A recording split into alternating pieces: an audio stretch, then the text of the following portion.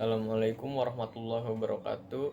Nama saya Fadil Al-Fatih dari kelas 7B selaku Ketua Sekbid Prestasi Akademik, Seni, dan atau olahraga sesuai bakat dan minat dalam keluarga OSIS SMPJ Bekasi. Materi kultum hari ini adalah sholat. Pertama-tama marilah kita semua panjatkan puja dan puji syukur kita hanya kepada Allah Subhanahu wa Ta'ala yang masih memberikan kita semua banyak nikmat sehat, nikmat waktu luang, nikmat iman, dan nikmat Islam.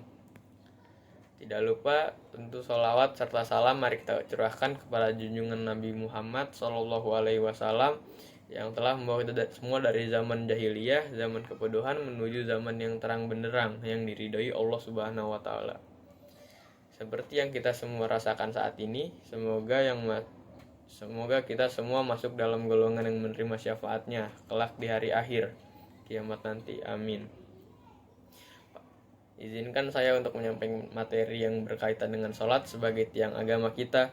Sebagai orang muslim, kita tentu saja tahu bahwa sholat adalah kewajiban bagi seorang mukmin.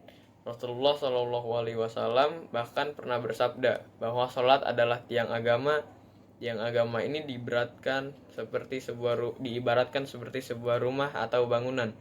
Apabila sebuah rumah atau bangunan memiliki tiang atau pondasi yang kokoh, tentu saja rumah atau bangunan tersebut akan kokoh berdiri dan tidak akan mudah roboh.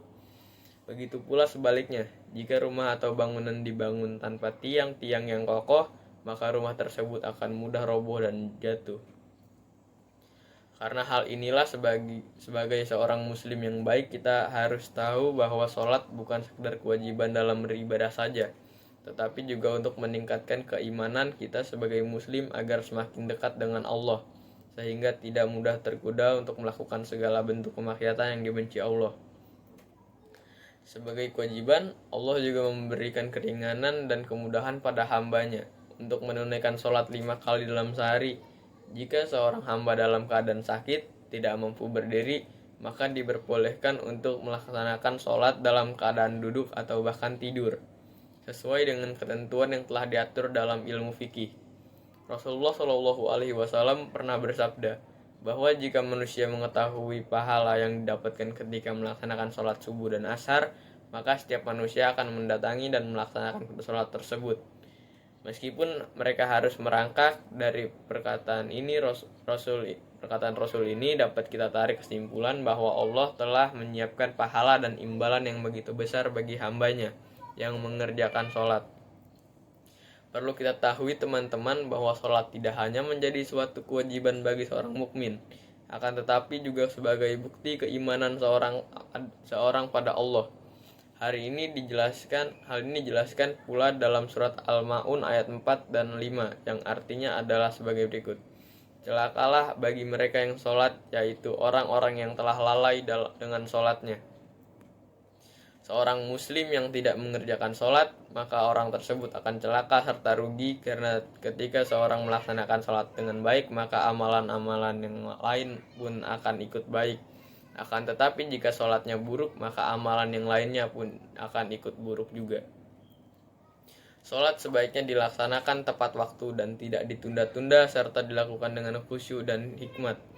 Ketika Anda telah mendengar lantunan kumandang azan, maka segeralah mengambil air wudhu dan datanglah ke masjid atau melaksanakan sholat di rumah. Sholat selain kewajiban juga berfungsi untuk mencegah perbuatan keji dan munkar yang akan mendatangkan seorang muslim pada kemaksiatan. Hal ini juga dijelaskan oleh Allah melalui firman-Nya, yaitu pada surat Al-Ankabut, ketika seorang melaksanakan sholat, maka ia tidak akan melakukan perbuatan dosa yang lain seperti berzina, mencuri, atau melakukan tindak kekerasan. Terakhir, perlu kita ingat bahwa sholat adalah kewajiban yang tidak perlu dilewatkan, sebab dosa yang akan seseorang dapat ketika melewatkan sholat adalah dosa paling besar dan bahkan lebih besar daripada melakukan zina. Demikian kultum singkat yang dapat saya sampaikan. Semoga materi yang saya sampaikan bisa menjadi pengingat bagi teman-teman untuk senantiasa melaksanakan sholat. Sekian dari saya. Wassalamualaikum warahmatullahi wabarakatuh.